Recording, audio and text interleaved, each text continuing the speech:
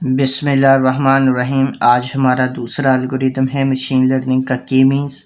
के means is a supervised है। इसको हम यूज़ करते हैं किसी भी लार्ज डेटा सेट के लिए। It is used for clustering के लिए। मैंने आपको पीछे बताया था कि KNN में हमें टारगेट क्लास गिवन होगी हमारे ट्रेनिंग डेटा सेट में। ये जो हमें गिवन होगा इसे हम ट्रेनिंग डेटा सेट होगा हमारा।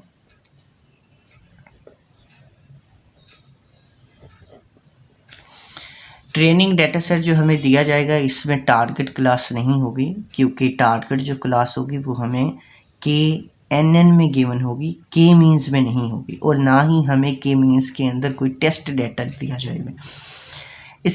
इसमें जो आपने सबसे पहला जो स्टेप करना है कि आपने इस डेटा सेट में से कोई भी अपनी मर्ज़ी से 2 क्लस्टर्स चूज़ कर लेने हैं। आप यहाँ पे लिख लें कि आप सिलेक्ट कर रहे हैं एनी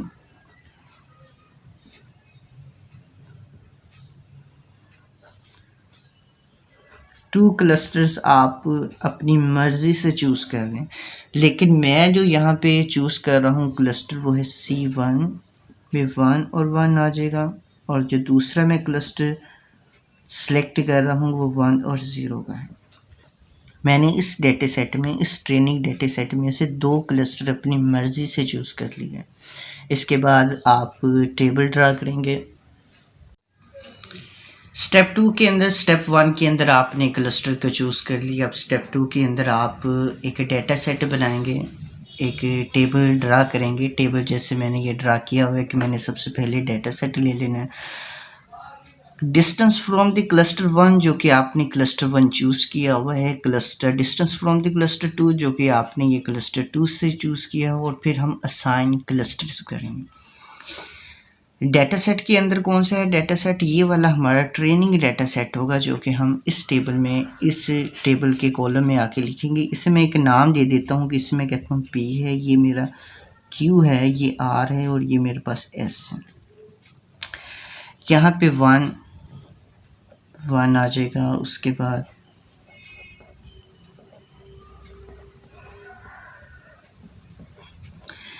अब क्लस्टर 1 का हमने डिस्टेंस काउंट करना है इस P के साथ।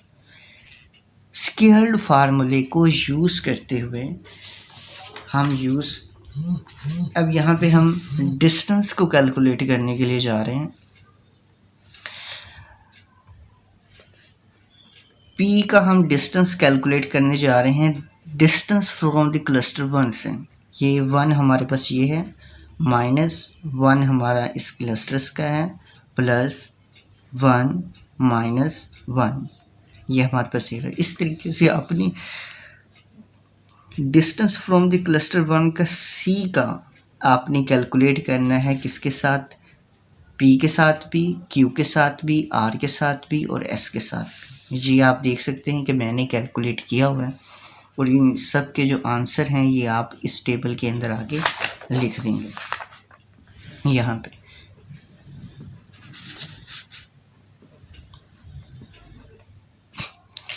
इसके बाद आपने डिस्टेंस कैलकुलेट करना है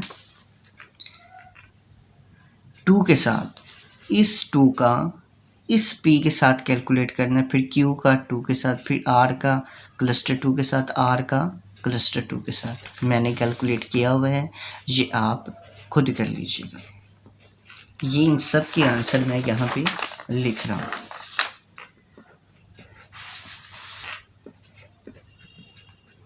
क्लस्टर्स को असाइन कैसे करना है कि आप इनमें से चेक करें कि दोनों में से जो मिनिमम वैल्यू वो किसकी है, इस क्लस्टर्स की आ रही है। इसका मतलब है ये C1 इसको असाइन हो जाएगा। इसमें से आप चेक करेंगे किसको असाइन हो रहा है मिनिमम वैल्यू, वो किसकी है? C2 की। इसको C2 क्लस्टर असाइन हो जाएगा। यहाँ पे C1 हो जाएगा। यहाँ पे आप चेक करें तो यहाँ पे हमें असाइन हो जाएगा C1 को। इसके बाद हमने आगे इसकी कैलकुलेशंस करनी है। अब देखें कि C1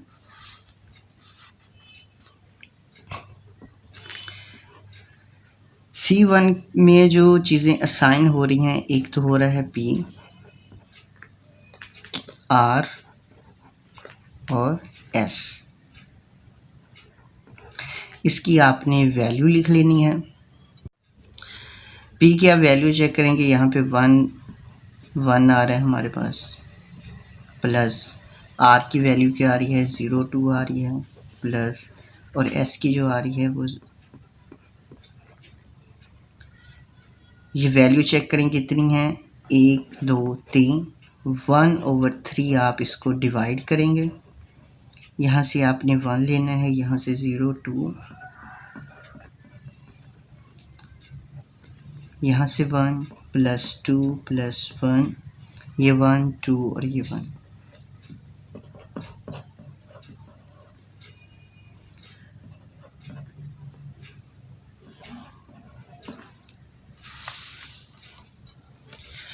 इसके बाद आपने इस 3 को इस 3 के साथ डिवाइड कर देना है और इस 3 को आपने इस 4 के साथ डिवाइड कर, इसको इसके साथ हम डिवाइड करेंगे तो 1 आ जाएगा।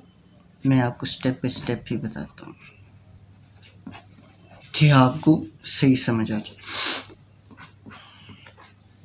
1 आ जाएगी और इसको हम डिवाइड करेंगे तो 1.3 हमारे पास आ जाएगा। ये जो हमारा C1 बना है, ये हमारा एक न्यू क्लस्टर बन चुका है। इसे आप नाम दे दें, ये आपका न्यू क्लस्टर, अपडेटेड क्लस्टर बन चुका है।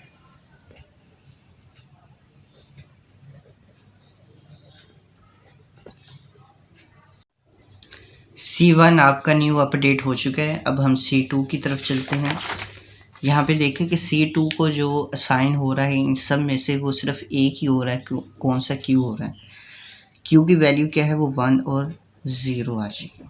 ठीक है, आपके पास 2 क्लस्टर्स अपडेट आपको मिल चुके हैं। एक क्लस्टर्स आपको C1 मिल चुका है, यहाँ पे आप लिखें अपडेटेड क्लस्टर।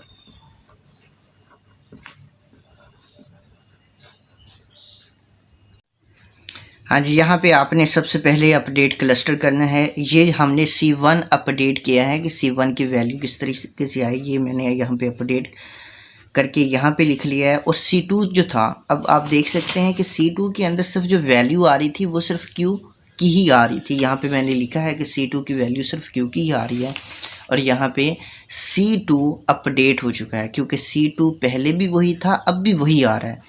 अब हम इन क्लस्टर्स की इनके साथ कैलकुलेशंस करेंगे। सबसे पहले अब हम दोबारा से टेबल बनाएंगे और न्यू अपडेट क्लस्टर के साथ स्केल डिस्टेंस फार्मूला अप्लाई करके अब हम दोबारा से कैलकुलेशन करेंगे। यहाँ पे आप लिखें कि जो आपका अपडेट क्लस्टर आ चुका है 1 और 0।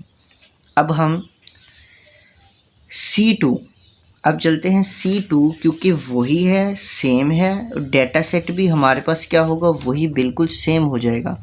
यहाँ पे सबसे पहले हम उसी तरीके से अपने डेटा सेट को लिख लेते हैं। जैसे ही आप डेटा सेट लिखेंगे उसके बाद हम इसकी कैलकुलेशंस करेंगे। ये आपने डेटा सेट लिख लिया। अब हम चलते हैं C2 की तरफ। आप देख सकते, हाँ जी, अब हम, क्योंकि पहले वीडियो सही नहीं आ रही थी इस वजह से मैंने थोड़ा सा स्टॉप किया है। अब आप दोबारा से देख सकते हैं कि मैंने डेटा सेट बिल्कुल वैसे सेम ही लिख लिया है। अब आप प्रीवियस टेबल में जाएं कि C2 जो हमारे पास क्लस्टर था उसकी हमने कैलकुलेशन इस डेटा सेट के साथ की थी, फिर Q की इसके साथ, फिर R की इसके साथ, फिर S की इसके साथ हमने की थी। क्योंकि ये बिल्कुल सेम आ रहा है, इसी तरीके से हमें कैलकुलेशन करने की ज़रूरत नहीं है और हम वैल्यू यहाँ पे वैसे ही लिख लेंगे। इसके बाद अब हम चलते हैं कि अपने जो न्यू मेरे पास क्लस्टर C1 का आया है, इसका P के साथ डिस्टेंस कितना है, Q के साथ कितना है, R के साथ कितना है और S के साथ कितना है। अब हम वो कैलकुलेट करने जाते हैं। अब यहाँ पे क्योंकि मैंने ऑलरेडी कैलकुलेट किया हुआ है, आप देख सकते हैं कि मैंने 1 - 1 यहाँ से 1 - 1 किया है, फिर 1 - 1.3 किया। ये आप देख सकते हैं। ये अब आप खुद स्केल्ड डिस्टेंस फार्मूला अप्लाई करके ये सारी वैल्यू कैलकुलेट कर लीजिएगा। मैं यहाँ पे डायरेक्ट वैल्यू लिख रहा हूँ, इनके जवाब लिख रहा हूँ, क्योंकि ये पहले भी मैंने आपको मेथड बता दिया है।